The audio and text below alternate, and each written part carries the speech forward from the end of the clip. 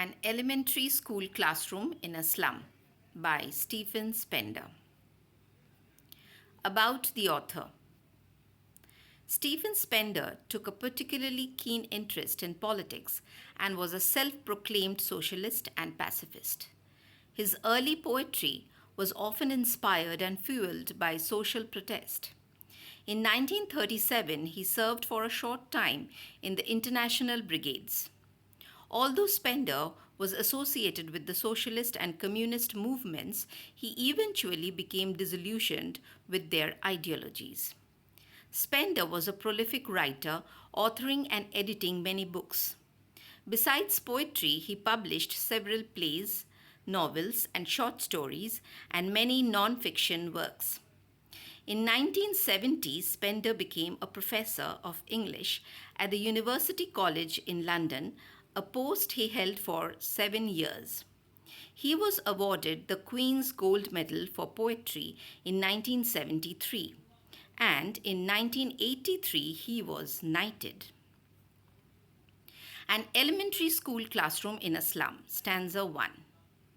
Far, far from gusty waves, these children's faces, like rootless weeds, their hair torn around their pallor. The tall girl with her weighed down head, the paper-seeming boy with rat's eyes, the stunted, unlucky heir of twisted bones, reciting a father's gnarled disease, his lesson from his desk. At back of the dim class, one unnoted, sweet and young.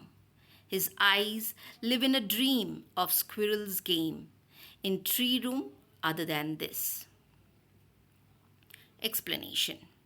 The opening stanza of An Elementary School Classroom in a Slum provides a clear, dreary depiction of the students in the classroom.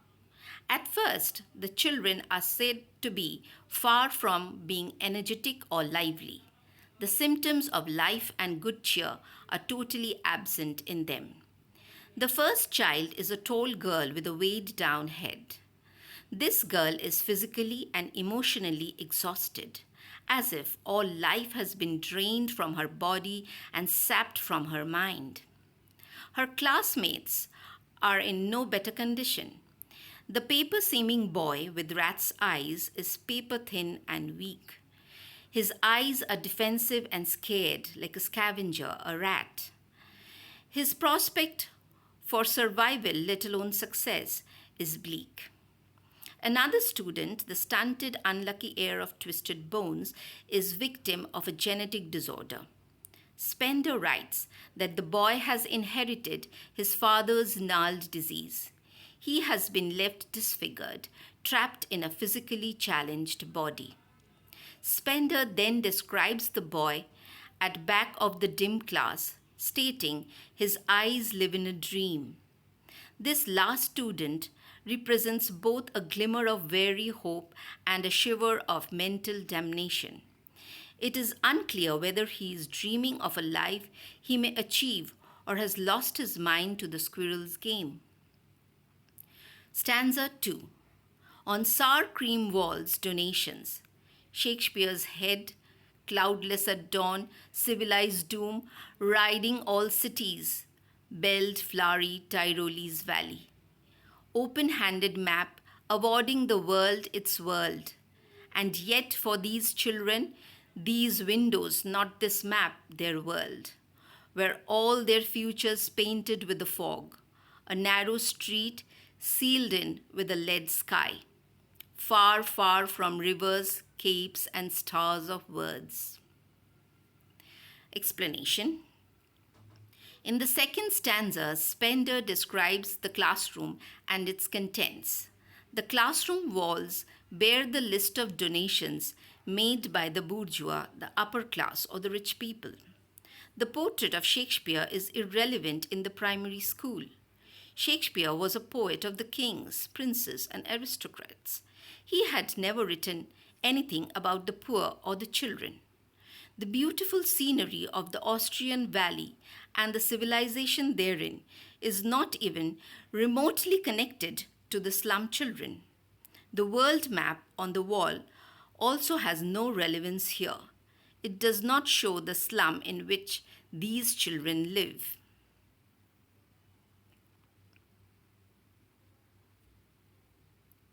Stanza 3.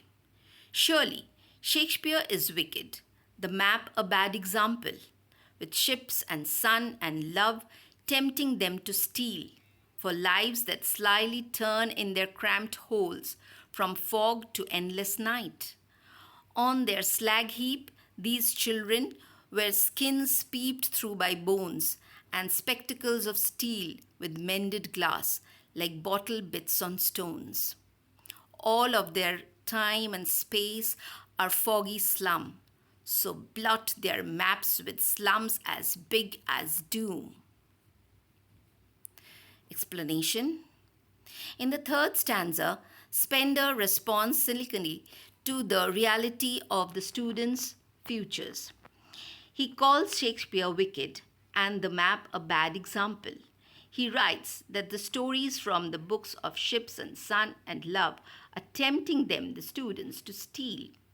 They remain deprived of even the basic amenities of living, and therefore, when they find the other section of society rolling in wealth and abundance, they resort to crime. Their bodies are malnourished and they wear spectacles which, if once broken, can't be replaced with new pairs. They are obliged to wear mended spectacles. Their lives turn between the semi darkness of fog and the total darkness of night. There is absolutely no hope in the slum. In the last line, the poet seems enraged at this state of affairs and bursts aloud, saying that the maps should be marked with the slums.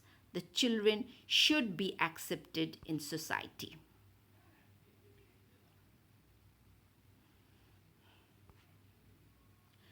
Stanza 4. Unless governor, inspector, visitor, this map becomes their window, and these windows that shut upon their lives like catacombs. Break open till they break the town and show the children to green fields and make their world run azure on gold sands, and let their tongues run naked into books the white and green leaves open. History theirs whose language is the sun. Explanation. In the final stanza, Spender comes full circle. He replaces cynicism with hope, a plea for a new manifesto for the children. He begs for a change that will break open the windows that shut upon their lives like catacombs and free the children from the constraints of poverty. Spender hopes that the children will be able to read books and educate themselves enough to give themselves a decent life in future. The white and green leaves could be seen to represent money. Spender is claiming that if students are truly allowed free exploration, then their education and their language will become the sun burning away the fog that has sealed their fates.